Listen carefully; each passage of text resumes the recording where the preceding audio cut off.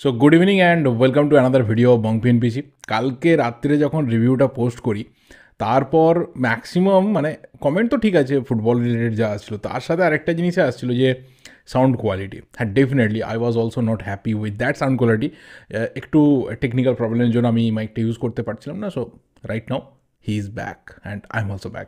আর অবশ্যই ইস্টবেঙ্গলের বেশ কিছু ইম্পর্টেন্ট বিষয় নিয়ে কথা বলবো, যার মধ্যে অবশ্যই আজকে নতুন প্লেয়ারের অ্যানাউন্সমেন্ট হয়ে গেছে। অনেক চাপের পর, অনেক রিসার্চের পর, অনেক প্রোফাইল ঘাঁটাঘাঁটির পর ফাইনালি ফর্মার ভেনেজুয়েলান ফরওয়ার্ড আপাতত ইস্টবেঙ্গলের পথে। ডেফিনেটলি তাকে নিয়ে তো কথা হবেই, কিন্তু তার পাশাপাশি আরও বেশ কিছু বিষয় রয়েছে যেগুলো ইস্টবেঙ্গলের আপাতত মাথা ব্যথার কারণ, সেগুলো নিয়েও কিন্তু কথা বলতে হবে। তো শুরু করা যায় যে বিষয়টা দিয়ে, সেটা হচ্ছে বর্তমানে ইস্টবেঙ্গলের কিছু মাথা ব্যথা, যার মধ্যে মেন যেটা ব্যাপার সেটা হচ্ছে ফরেন প্লেয়ারদের পারফরমেন্স। একদমই প্রথম যে নামটা সেটা হচ্ছে হিজাজি মাহের, বা এটা হচ্ছে সব থেকে মেন নাম। দেখো, শুরু থেকে ক্লেইটন সিলভা এই সিজনে পারফরমেন্স করতে পারছে না। এটা এখন সবার মধ্যে ধারণা হয়ে গেছে যে ক্লেইটন সিলভাকে দিয়ে এই সিজনে বিরাট কিছু হবে না।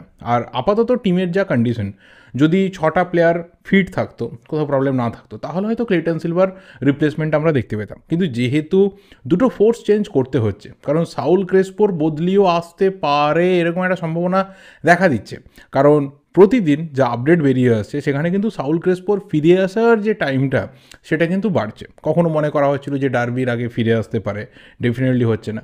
রিসেন্ট একটা ডেভেলপমেন্ট শোনা যাচ্ছে যে ম্যাক্সিমাম 4 to 5 উইকস এখনও লাগতে পারে। এবার সেটাও যে পরবর্তী সময়ে বাড়বে না তার কিন্তু কোনো গ্যারান্টি নেই।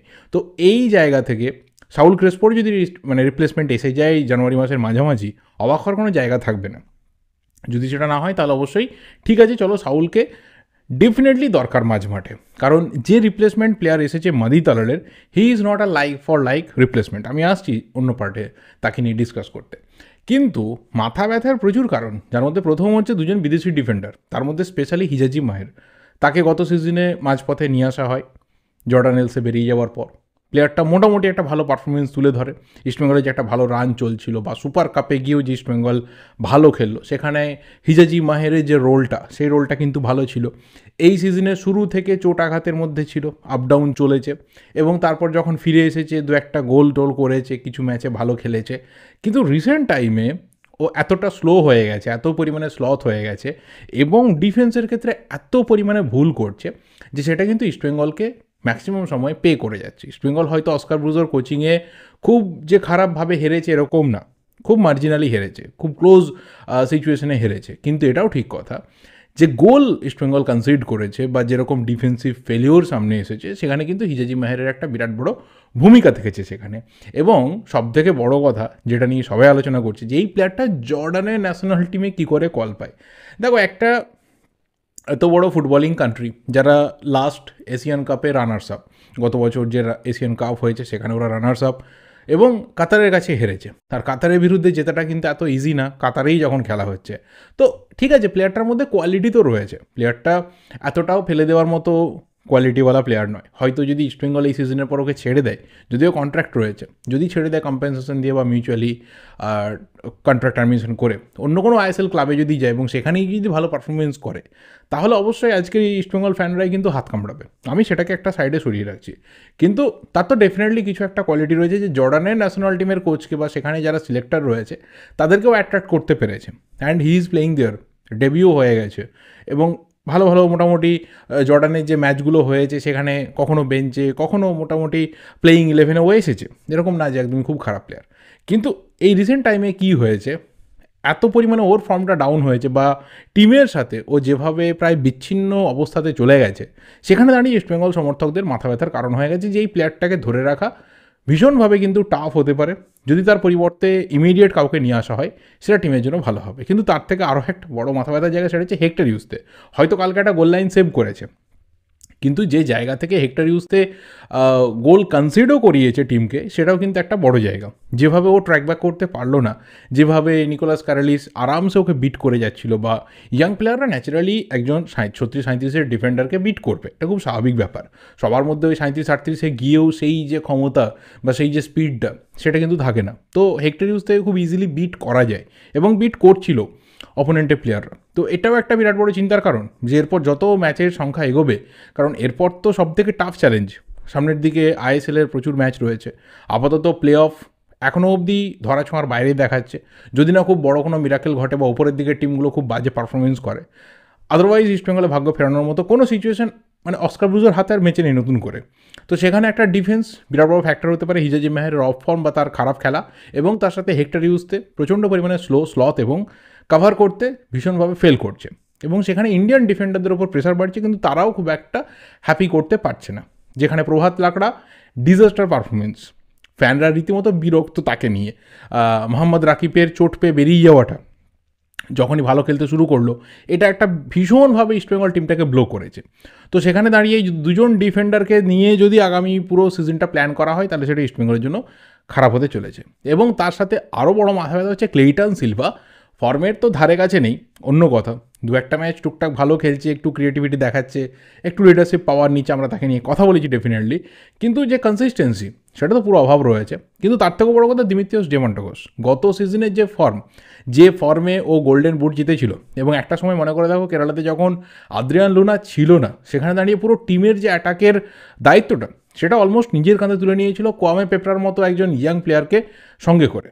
তো সেই জায়গাতে দিমিত্রিওস ডিমান্টাকোস এই সিজনে আরও বেটার প্লেয়ার পাওয়ার পরেও কিন্তু সেই পারফরমেন্সটা তুলে ধরতে পারছে না। বক্সে তাকে খুঁজে পাওয়া যাচ্ছে না, সেকেন্ড বলের ক্ষেত্রেও তাকে পাওয়া যাচ্ছে না, ফার্স্ট বল তো দূরের কথা, রিসিভিং খুব পুয়ার হয়ে গেছে, ফিনিশিং সেইভাবে খুঁজে পাওয়া যাচ্ছে না, এবং কোথাও টিম স্ট্রাগল করছে গোল না পাওয়ার কারণে। হয়তো মাঝখানে কিছু জিতছিল, সেখানে দেখা যাবে যে ম্যাক্সিমাম সময় ইন্ডিয়ান প্লেয়ারদের যে কন্ট্রিবিউশন সেটা কিন্তু টপ লেভেলে থাকছিল, যেমন তার মধ্যে বিষ্ণু রয়েছে, মহেশ রয়েছে, নন্দা এই মুহূর্তে পুরোপুরি পোর হয়ে গেছে। তো কোথাও তো একটা প্লেয়াররা, এই যে বিশেষ করে বিদেশি প্লেয়াররা, তারা মাথা ব্যথার কারণ, এবং আরও যদি কিছু রিপ্লেসমেন্ট এসে যায় সেটা ইস্টবেঙ্গল ফ্যানারদেরকে অনেক বেশি করে হ্যাপি করবে। কিন্তু যে রিপ্লেসমেন্টটা এসেছে তাকে নিয়ে যদি কথা বলি, এই প্লেয়ারটা 2021 সালে ভেনেজুয়েলার ন্যাশনাল টিম সেট আপে ছিল, সেখানে জাস্ট 3টে ম্যাচেও খেলার সুযোগ পেয়েছে, এবং 2021-এর কোপা আমেরিকা স্কোয়াডে ছিল, সেখানেও 2টো ম্যাচ খেলেছে, একটা সম্ভবত ব্রাজিলের বিরুদ্ধে আর একটা ইকুয়েডরের বিরুদ্ধে। তো কোনো দিনই ভেনেজুয়েলার ন্যাশনাল টিমের হয়ে স্টার্টিং 11-এ ছিল না, but he was a promising player in his earlier days. যখন ও কেরিয়ার শুরু করছিল তখন কিন্তু ভীষণভাবে একজন প্রমিসিং প্লেয়ার ছিল, এবং মোটামুটি ওর যা কেরিয়ার, সেই কেরিয়ারটা কিন্তু ক্লাব কেরিয়ারটা সেটা ভেনেজুয়েলাতেই কেটেছে। জাস্ট মাঝখানে কিছু সময়ের জন্য ও স্লোভেকিয়াতে যায় এবং সেখানে ক্লাব ফুটবল খেলে, যদিও সেটা ওর জন্য একদমই ক্লিক করে না। পুরোপুরি ওর ক্লাব কেরিয়ারটাও ভেনেজুয়েলাতেই কাটিয়েছে, এবং 3টে মেন পজিশনেও খেলতে পারে।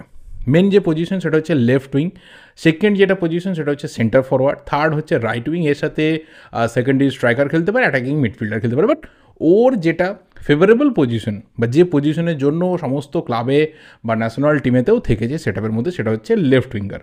এবার এখানে কোথাও অনেকের মনে হচ্ছে যে শুরু থেকে অস্কার ব্রুজোর কিন্তু লেফট উইঙ্গারটা আনার একটা বিরাট টার্গেট ছিল। দেখো রবসন রবিনোর নামটা তো উঠেছিল, তাকে নিয়ে তো সবাই কথাবার্তা বলছিল। তো রবসন রবিনো আমরা জানি যে একজন লেফট উইঙ্গার, উইং দিয়ে অ্যাটাক করতে বেশি পছন্দ করে।